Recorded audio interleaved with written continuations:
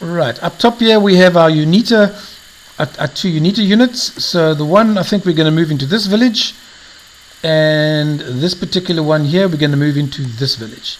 Now, very important to remember that the UNITA units, when inside a village controlled by UNITA, can resupply themselves with rations. What you've got to do is come down to the bottom ration button here and push it, and you can then see they resupply themselves. These are the only units that can do resupply from villages. South Africans can't resupply from local villages, only UNITA. Right, so moving on, let's just check if there's any other units we haven't moved yet. Here we have a supply truck. So what you can also do is this bottom here is complete existing orders. So if I click on that, any unit that has orders that didn't complete from the previous turn will now complete it. So this truck will be one of those as an example. So if I click complete existing orders, you will see that truck now automatically moves to its destination, as well as any other units that had orders. So these guys had orders. Right, so all orders executed. So right now we've got our special, let's go to the strategic map. So we've got two special forces units up in Angola. We've got a battle group coming in to sort after that base, just as a summary where we are at the moment. We've got an engineer building roads here. We've got an ambulance unit that is doing some medical assistance to villages. Now you've got some filters here. So for example, if I want to remove these units, I get a clearer view. I can click on this icon, which just cleans up the map a little bit. Then if I click on the village information status, this shows me what's going on in the villages. So what you've got here is, first of all, you've got a symbol denoting whether there's a water tower in that village or not. You've also got this telling you if there's a medical request in that village or not.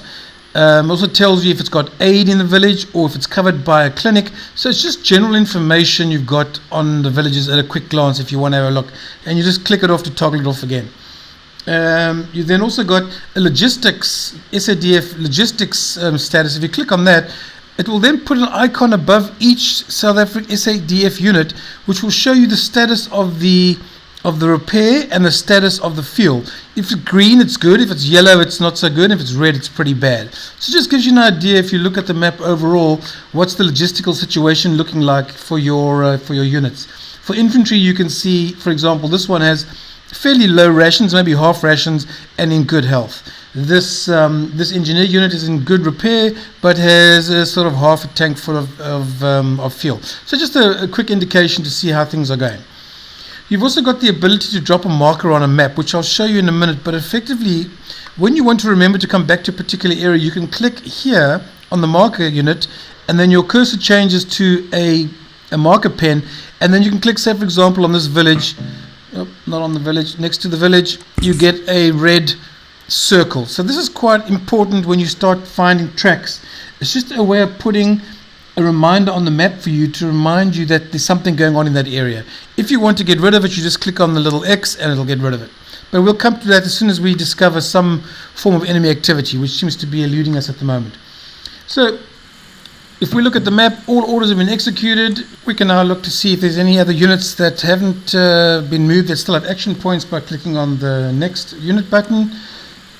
And we then have these special forces units. They've got one movement point, so I don't really want to move them, so I can go to the skip unit turn by clicking on that. It just takes him out of the loop, takes him to the next unit. We've got this truck that has just dropped off the aid. I think we're going to send him back to the base, so the shortcut is just over here, return to sector HQ. Because this vehicle is from sector 30, as you can see by the red tab, we are going to just send him back to the base, and he'll automatically start moving back towards his base. Right, and he enters the base. You will see he's now back in the base. He's fueled. You can refuel him. You can either click on the refuel button here, or you can click on this particular officer, which will just refuel all vehicles subject to availability of resources. Ready for next turn. So let's keep going. Let's see what else we've got to move. Here we have a UNITA unit, and they're fully stocked. So let's get them back on the road. And we keep going, see what else we can move. Okay, all units in the field have moved. So really, this turn is coming to an end. We can have a look at the intelligence officer again, just to have a look, see what's going on. Everything seems to be okay. Up top here, we have a red 2, which means in 2 turns' time, the United Nations are going to meet and take a vote on Resolution 435. Resolution 435 was a resolution about the SADF withdrawing from Southwest Africa and handing it over to an independent election, which would then be turning it into Namibia. So the United Nations meets every sort of 7 to 10 turns, and depending on the vote, which we'll come to in 2 turns' time, you'll see what's happening.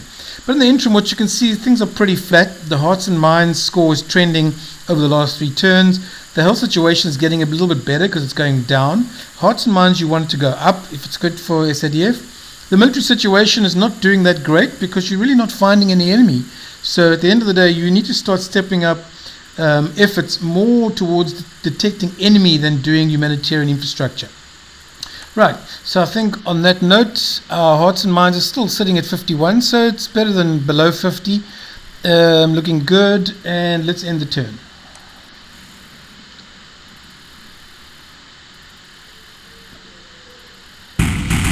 Right, this is important. Now here we have a sitrep coming in, and now we're seeing new FUPLA movement reported in Angola, so we'll come to that in a minute. But what's of more importance, we have now detected some SWAPO activity reported in the village. So what you do is when you close this report, there will be a red circle. You can see it over here. That means there's been activity in that village. So a really good thing to do at this point would be to get infantry or one of your Casper motorized infantry units down there to try and pick up tracks. So if we go into the strategic map, this is the village that has had some activity in the last turn. So I think it's a good idea to move this infantry unit down towards this village, and hopefully we can pick up some tracks. It would also possibly be a good idea at this stage to introduce more infantry because we are not successfully finding any tracks, and the best way to do it is to get area coverage with patrols. So if we go back into the base over here and we go to our recruit new units officer, let's recruit another infantry unit, and you'll see here he is entering the base and he'll be able to be deployed from next turn. So it's always a good idea to have infantry coverage. They don't cost you any political points to recruit because they're conscripts, and all you really have to do is look after them and make sure they are fed with rations. So if you're not getting any military success, maybe the idea might be step up the military deployment of units. Another good idea in this particular base is to recruit units, but from the regulars we have these guys, which is motorized infantry battalions. They really are the best when it comes to detecting and tracking enemy. They operate just like infantry, but they're much more mobile. So I think we're going to recruit this guy as well into the base, and you see here he is over here. So we've now got a counterinsurgency infantry unit, and we've got conscripts from next turn. We will then start branching out into this area and try and find out where the enemy is. Because if we look at this situation, here we have a situation where there's been some enemy activity reported in that area. It might be a good idea at this point to take a marker and put a marker there, because next turn that red ring is going to go and you want to be reminded that you want to do some sort of operation in that area. Right, so moving on, let's see what else we've got in this unit. We've now got our UNITA units. Let's move him into the village, and it'll be a good idea to resupply him with rations, as only UNITA can do in villages, and then keep him moving towards the other villages. This particular UNITA unit is going to serve no purpose being this far from the front. What we really want to do is move UNITA units towards capturing these villages and these villages. So I think what we're going to do is just move him once again towards that village. Right. Here we have our Special Forces unit. Let's see what we want to do with him. I think it might not be a bad idea to try and send him up the road. Maybe he can find some kind of enemy movement. We'll see. No, he's not finding anything. Looking at our Air Force officer again, you can see we now have green lights for our recon flight and our ground strike. So if we need or we detect enemy, we can actually call in the assets.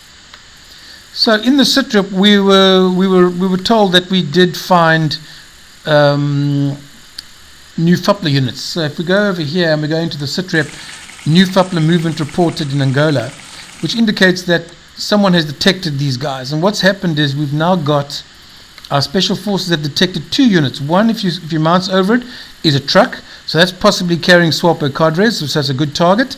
And over here we've got a BDRM, which is part of the 21st FUPLA Brigade, which is a recon unit. So it might be a good idea to maybe not destroy this truck, but rather to follow it, because it's probably going to lead us to a base. So I would take these guys and move them forward in anticipation for this vehicle moving down, and we can maybe track to see where the base is, because it's clearly not going to this base. There's going to be another base down here somewhere. So that might be a good move. And that's the end of that one. So let's move on and let's go back to our battle group. So what we're trying to do is get our battle group as close to this base as possible. So we select the battle group and let's move it all the way up. Now what we can do is we can deploy the base now if we want to. So if we want to deploy this base, the battle group, we go to the deploy button, which is deploy brigade base. It doesn't cost you any action points to deploy. Now if you click that button, you'll see the base actually deploys. And now it actually operates like a normal base, as if it was in Southwest Africa, but it's a base for a battle group. Right, so in this we have artillery, and we have infantry, and we have an infantry fighting vehicle, the Rattle. So it's always a good idea to load infantry into the Rattle, because that gives you a really great attack bonus if you have infantry with the vehicle. So I'm going to click on the load troops button, and it automatically load. You will see it loads these 3 South African infantry, the conscripts, because there aren't any other infantry, and I'm then going to deploy this vehicle, and I'm going to move this vehicle now towards the base. Right, so you can see our Rattle now is approaching the base. It's not going to reach it because it's going to run out of action points, but you'll notice if you click on this Rattle and you mouse over the base, you then get the combat odds screen at the bottom, and this tells you what your chances of success are. Currently they're sitting at 57% success rate against this base. You've got little yellow and white modifiers, which are basically modifiers telling you if it's modifying combat in or against your favor. So things like, was the base previously bombarded? Did it have an airstrike before? Are there special forces in the area? You can refer to that in the manual. There's a breakdown of what these battlefield modifiers actually do mean. So going back into the battle base, we are now going to deploy the artillery as well. So now we bring the artillery out. And what we're going to do is we're now going to deploy the artillery. So let's get closer and you can see what's going on. That's the artillery truck. Now we're going to deploy the cannon. And what it's asking you is, would you like to deploy? That red ring around here is the range of the artillery. So it's actually very much in our range to strike that base, and quite a lot of areas. So it's a good place to deploy the artillery. So we click yes, and you will now see that there's now a gun deployed. So if we click on the gun now, you won't be able to fire because there are no movement points. But next turn, when it gets movement points, you'll be able to fire it. So the plan is to bombard the base with the cannon and then attack it with the IFV and the infantry to destroy the Swapo base. That'll be happening next turn. And maybe possibly even get an airstrike in there just to make sure the odds are in our favor. Right, so that's what's happening in Angola. If we go to the strategic map, you can see there's all the activity. There's our artillery unit. There's our Rattle with the infantry loaded. These are that's the truck, and that's the enemy vehicle, and there's our special forces. Right, so we click back and we go back into the tactical map. Right, that'll be a good point to end this particular tutorial, and we'll resume with tutorial number 8.